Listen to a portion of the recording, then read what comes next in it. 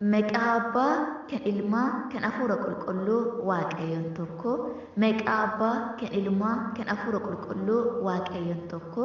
Maqaa Abbaa, kan Ilmaa, kan Hafuura Qulqulluu Waaqayyoon tokko. Ameen. Kabajamoota jaalatamoota maatii Waaqayyoo, maatii Ateenya Qulqullittii Dubree Maariyaam, nageenyi jaalalli araarri Waaqayyoo hunduma keessanii haa baay'atu.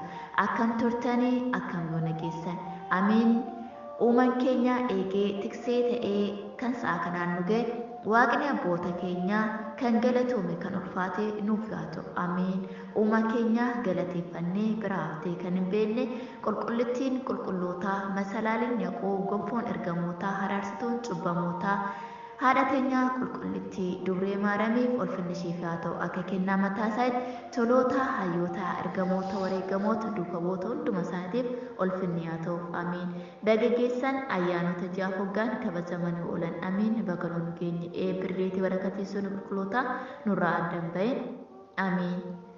Kanumatti aansuudhaan qophii asoosamaa qabadhee isiniif dhiyaadhan jira. Qopheessituun qophii kanaa Gannat Walatta Sillaasee.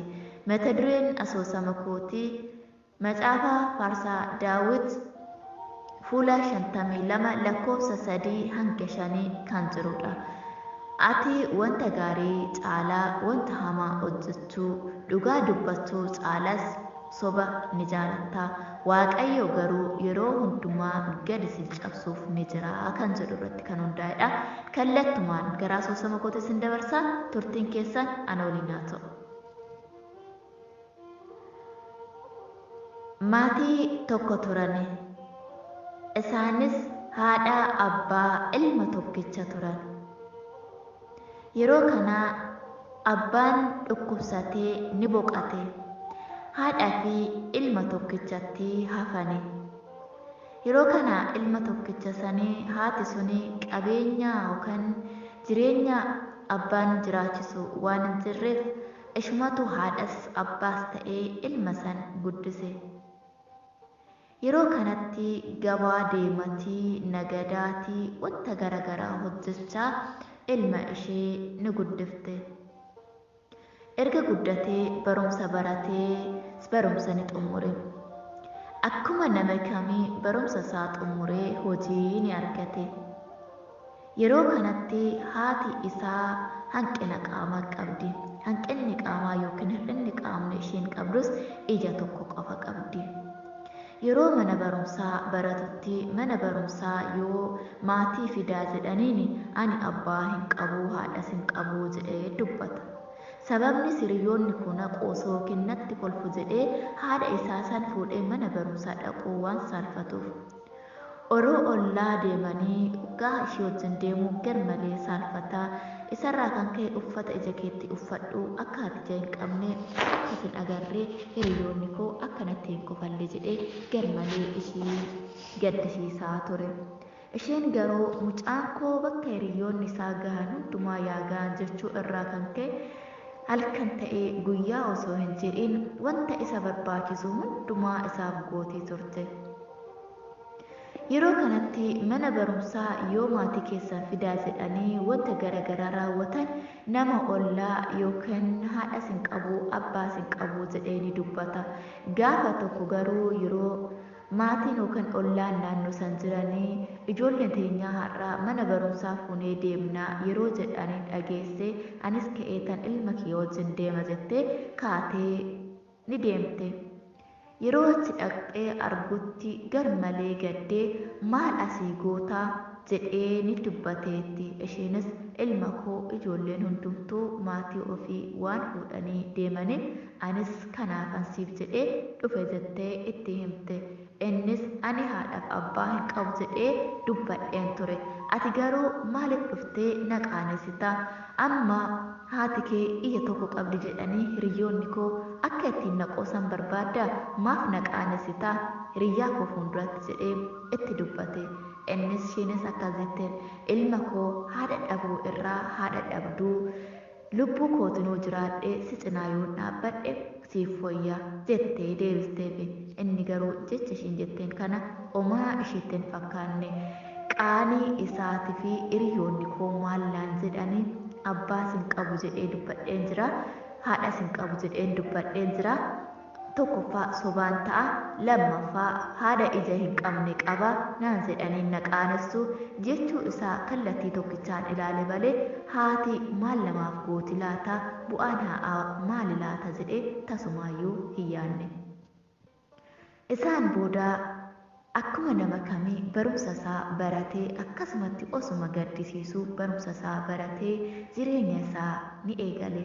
Barumsa akkuma baratee xumureen hojii gaarii yookiin hojii mootummaa ni argate. Akkuma hojii gaarii argatee gaa'ela ofii ni gaggeeffate. Yeroo kanas haadha manaa isaa yookiin kan gaa'ela wajjin gaggeeffate sanittis akka haadha qabu tasumaayyuu itti hin himne. Isaan booda mana dhuunfaa ofii jiraatee maatii horatee abbaa daa'imaa abbaa maatii ni ta'e. Gaafa tokko iyyaafattee erga irraa fagaateen booda iyyaafannaa guddaadhaan kaatee gara mana isaatti ni deemte. Yeroo kanatti yeroo dhaxxutti akka haadha taatee osuma beekuu yeroo ishiin balbala rukuttee yookiin mana isaa ta'uu erga beektee dhaxxeen boodatti balbala isaa rukuttee deemte. Yeroo ijoolleen isaa itti gadi ba'anitti eenyudha jedhee dubbatti gaafate. Isaan booda isaan arguu barbaada jettee ijoollee dhungatte.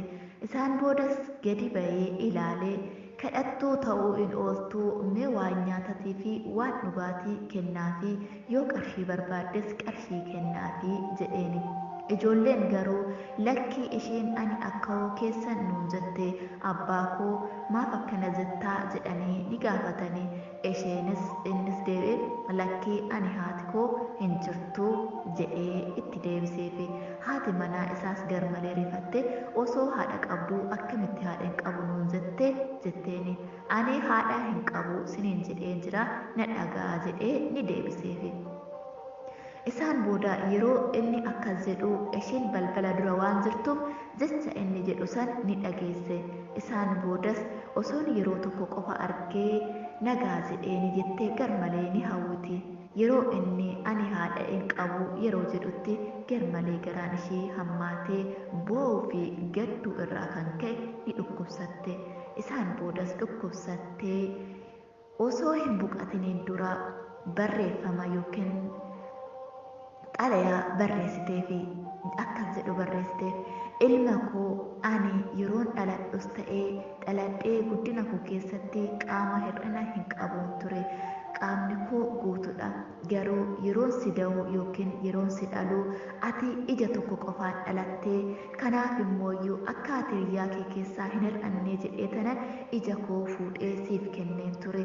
Ati garuu akka ija keetii hanqina qabaattee hiriyoota kee irratti hin qaanofne kanaaf jedheen ija koo fuudhee sii kenne. Ati har'a garuu anatti qaanoftee bagaa atumti fayyaa ta'ii naaf jiraadhu jettee xalayaa barreessiteefi. Xalayaa san osoo hin dubbisinii haati kee boqatte jechuu ni dhaga'e.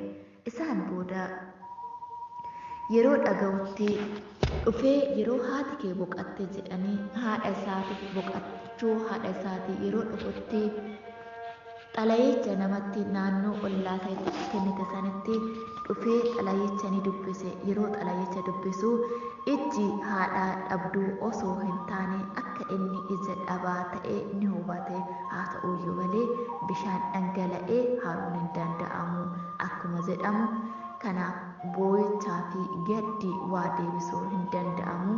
Kanaaf boo'ee ni gaddee obboloowwan yookaan ijoollee isaatittis erga isaa isheen boqattee booda isheen haadha kiyya jette suni eeyyeni haadha kooti ani garuu ija ishii tokkicha qabaattu sanitti saalfadhee qaana'ee yeroo guddina koo irraa yeroo daa'ummaa koo irraa kan eegale haga guyyaa irraa haadha kootti akkan qaana'ettan jiraadhe jedhee ni dubbate. Garuu immoo dubbiin inni dubbate suni ilmoo isaatii fi haati manaa isaa akka isa jibbitu isa godhe malee akka isa naanuu kan akka isa jaalatan tasumaayyuu hin goone. haati manaa isaas ati kan haadha kee akkana goote anas bororuun hanqina tokko qabaadhee nagattee na biraa deemuuf duubattuyyuu hin deebitu jettee isa gattee biraa deemte. Ijoolleen isaas garmalee itti gaddanii abbaa koo nuti abbaa keenya jennee abbaa gaarii qabna jennee kan si abdannu ati haadha kee kan akkana gootee nu ifooree boru akkam taata laata jedhanii garmalee itti gaddanii ati jireenya dhuunfaa si barbaachisa jedhanii irraa ni fagaatani. Waaqayyo gooftaan waan akkanaa nu haa oolchu, wal jaalachuu waliif na'uu Waaqayyo nuuf haa kennu. Hanqinni qaamaa hanqina wanta biraatii miti. Waaqayyo gooftaan keenya hanqina sammuu yookiin yaada jaalala Waaqayyo irraa nuuf fageessini. Kabajamoota jaalatamoota maatii Waaqayyo asoosamni koo qabadhee isiniif dhiyaadhee kan wal xumuree jira. Bakka barumsa qabu akka irraa barattan, bakka dogongora qabu akka nu barsiistan maqaa Waaqayyootiin isin gaafanna. Turtiin keessan mana Waaqayyo isiniif haa